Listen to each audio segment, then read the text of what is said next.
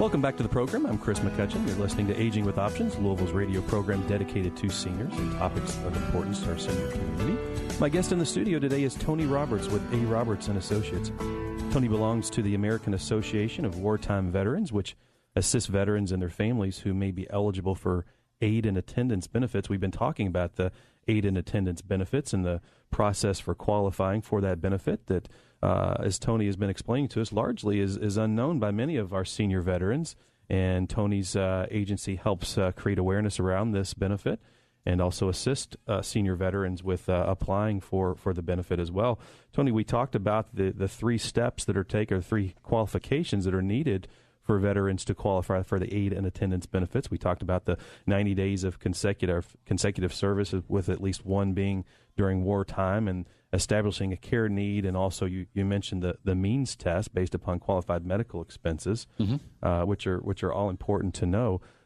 Once a senior veteran meets those qualifications, what can and should they expect in terms of the actual monetary benefit that they would be eligible for? What's this going to mean in terms of additional finances? Well, Chris, first of all, it's a tax-free benefit, so that's important for them to know. The benefit basically can range anywhere from $1,056 a month all the way up to $2,540 a month. It's basically based upon the criteria of the veteran and or the veteran's spouse. For instance, the three most, our most utilized benefit levels are these: where you have a veteran and their spouse. Then the maximum benefit today would be $1,949 a month. If you have a veteran that is either widowed or divorced or basically single, then their benefit you'd be looking at would be $1,644 a month. And then if you have a spouse of a deceased veteran, then you would be looking at a benefit of $1,056 a month. And again, these are tax-free benefits. So the low end, you mentioned $1,056. That would be the minimum for a veteran that qualifies for this benefit. That would be the minimum amount, with $1,056. Yeah, we've got some other things we have to look at, but again, for the most part, that would be the minimum benefit that they'd be looking at. And all the way up to $2,540. Was that the high end? Yeah, the $2,540. I've only got a couple of clients that we've actually hit the $2,540, but the $2,540 basically means that you've got a husband and wife that are two veterans.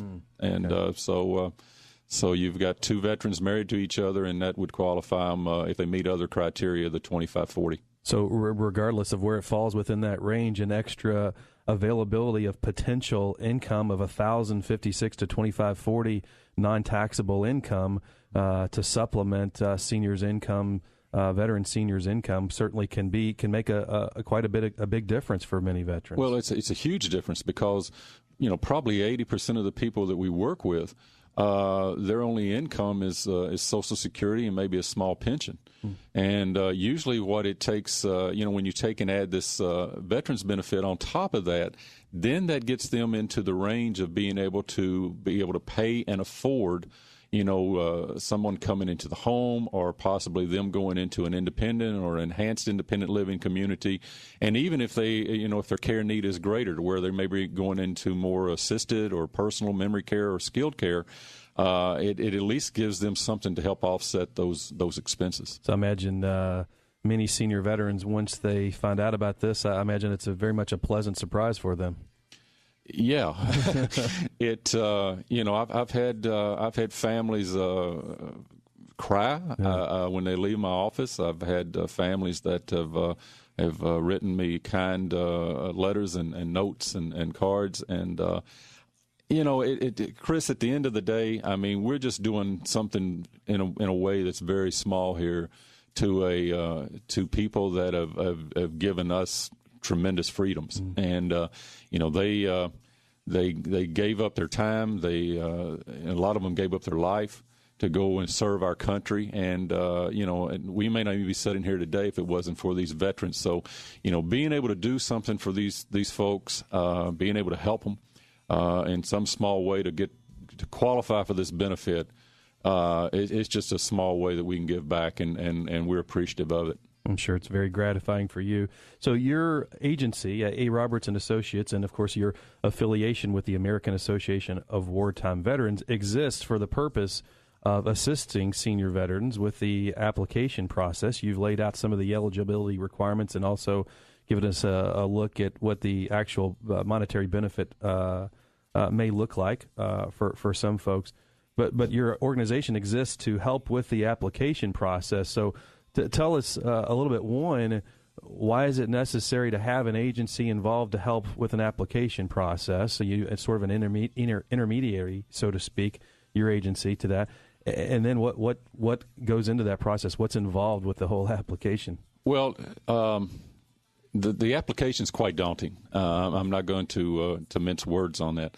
Our advocacy department works in completing the application on behalf of the veterans, and it's quite extensive. I mean, by the time we look at the complete application for the benefit and the supporting paperwork that goes with it, you're upwards of anywhere from 30 to 40 pages of forms that need to be completed, and to the average people that are out there, they just look at that and throw up their hands and say, what the heck are we going to do with this?